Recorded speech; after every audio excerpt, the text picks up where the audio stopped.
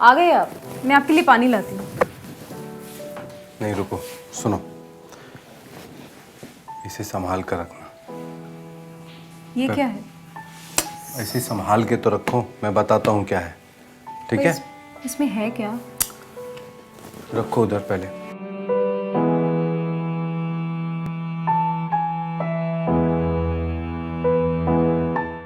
इसमें 10 लाख रुपए।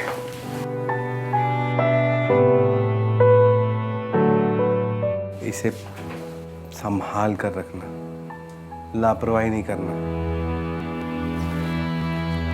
अंकित सो गया है क्या? हाँ, वो सो गया। मुझे आपसे बात करनी थी। बोलो। कैसे कहूँ? अब क्या हम अंकित को आगे की पढ़ाई के लिए बाहर भेज सकते हैं? देखो, मैंने पहले भी तुमसे बात की थी इस बारे में और साफ साफ बताया था कि अंकित की पढ़ाई यहीं होगी। हाँ, पर वो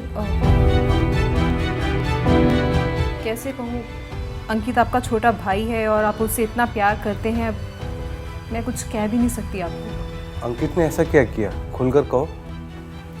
नहीं, वो एक्चुअली देखो, घबराने की कोई ज़रूरत नहीं है, तुम्हें जो कहना है वो कह सकती हो। मैं घर पे अनकंफर्टेबल बहुत महसूस कर रही हूँ अभी।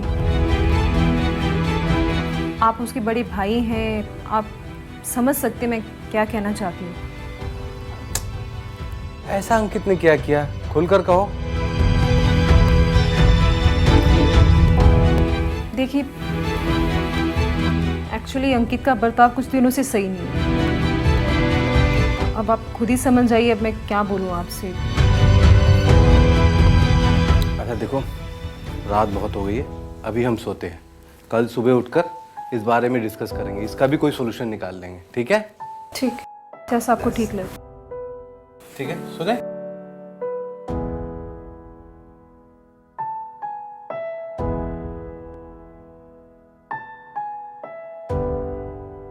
₹10 लाख। 10 लाख रुपए एक बहुत ही बड़ी रकम होती है और इसीलिए राहुल ने जब 10 लाख रुपए से भरा हुआ बैग सीमा को दिया तो उसके होश उड़ गए। पर राहुल को पूरा भरोसा था कि ये 10 लाख रुपए से भरा हुआ बैग सीमा के साथ महफूज रहेगा, पर सीमा के दिमाग में तो कुछ और ही चल रहा था। सीमा राहुल के भाई अंकित से काफी नाखुश थी। आखिर ऐसा क्या किया था अंकित ने कि सीमा उससे इतनी डरी डरी रहने लगी? ऐसा क्या हुआ था उन दोनों के बीच कि सीमा उसके बारे में बात करने से भी कतरा रही थी? और क्या अंकित के होते हुए घर में 10 लाख रुपए से भरा हुआ बैग रखना सही था? इस बात का जवाब तो सिर्फ एक ही इंसान दे सकता है।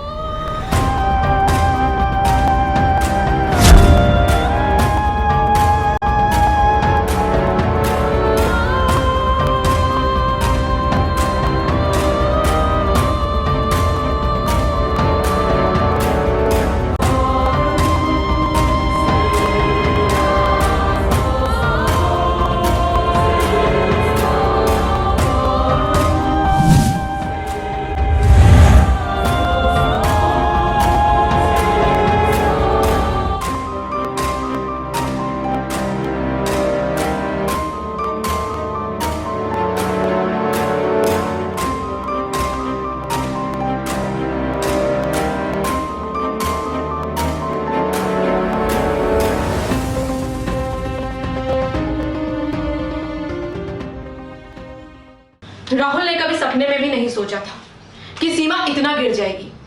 उस रात जो सीमा ने किया वो देखकर तो राहुल हिल ही गया।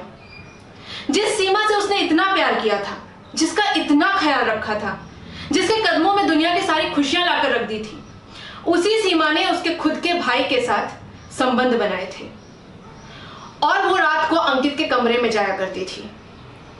इससे तो राहुल का दिल ही टूट गया। पर सबसे चौंकाने वाली बात तो ये थी कि जब सीमा को पता था कि राहुल ने उसे देख लिया है, उसके बाद भी वो अंकित के कमरे में गई। इससे तो यही पता चलता है कि सीमा चाहती थी कि राहुल को यह बात पता लगे। आखिर क्या चाहती थी सीमा? क्या चल रहा था उसके दिमाग में?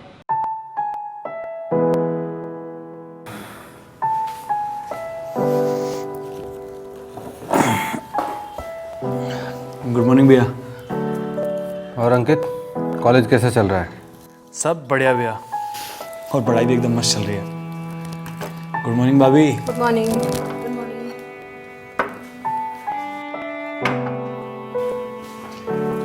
क्या हुआ भैया, बड़े अपसेट लग रहे हो? कुछ नहीं। गरम गरम चाय।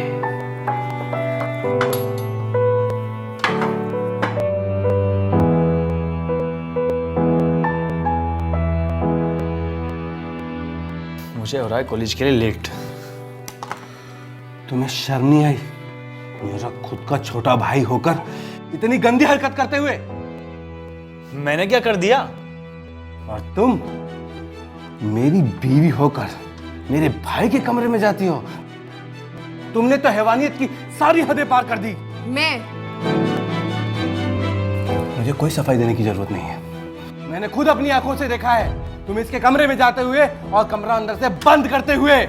अच्छा, तो ये भी सुन लीजिए कि दरवाजा बंद किसने किया था और उसके बाद हुआ क्या था। मतलब?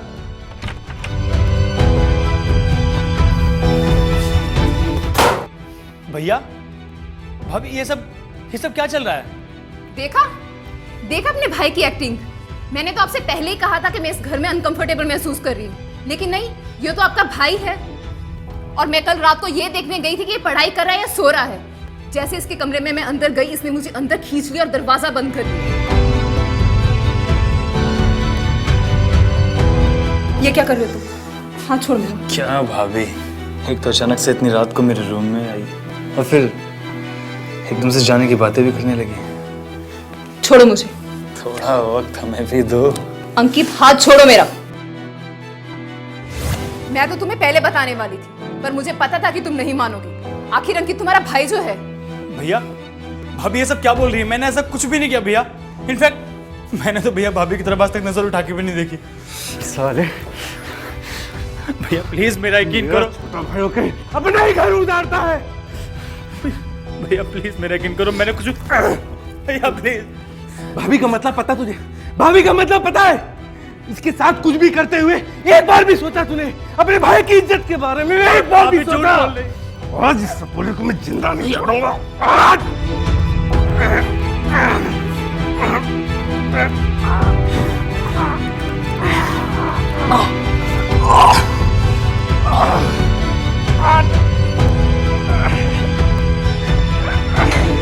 छोड़ो।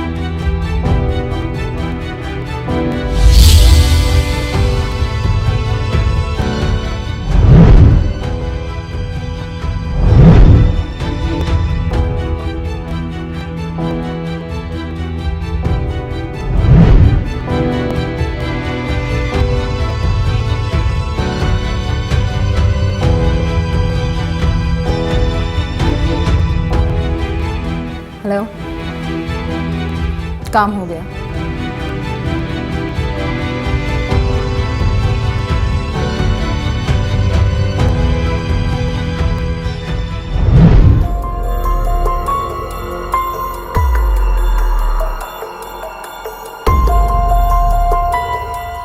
मर गए दोनों, अब हमें साथ जीने से कोई नहीं रोक सकता। Well, I have a surprise for you.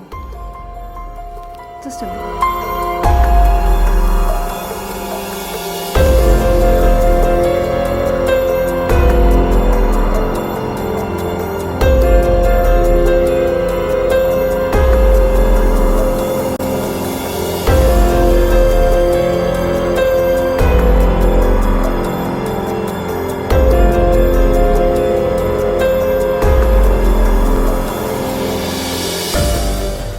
ये रहे 10 लाख रुपए हमारे फ्यूचर के लिए। देखा मैं तुमसे कितना प्यार करती हूँ।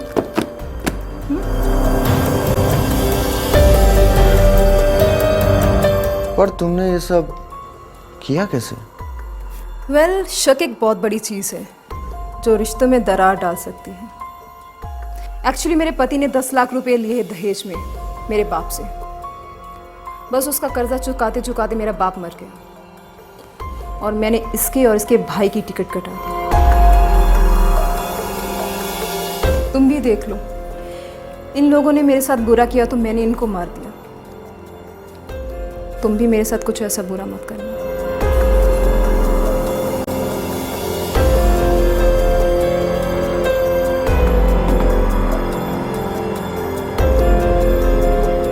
तुम बिल्कुल चिंता मत करो, तुम जैसा चाहती हो बिल्कुल वैसा ही होगा।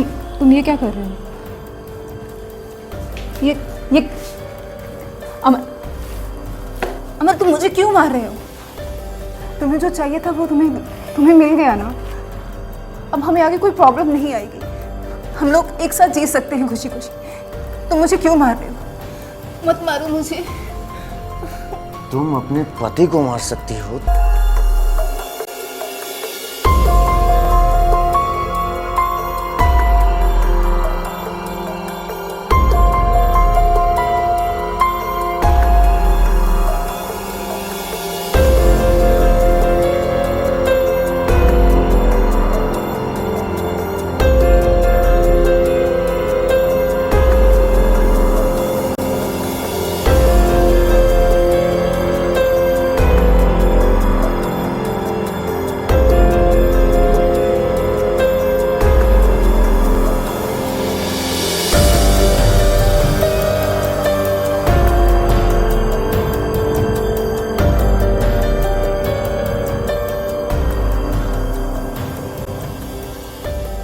वो कहते हैं ना कि किसी पर भी अंधा विश्वास नहीं करना चाहिए, क्योंकि वो आपको कभी भी धोखा दे सकता है और वो आपकी जिंदगी भी बर्बाद कर सकता है।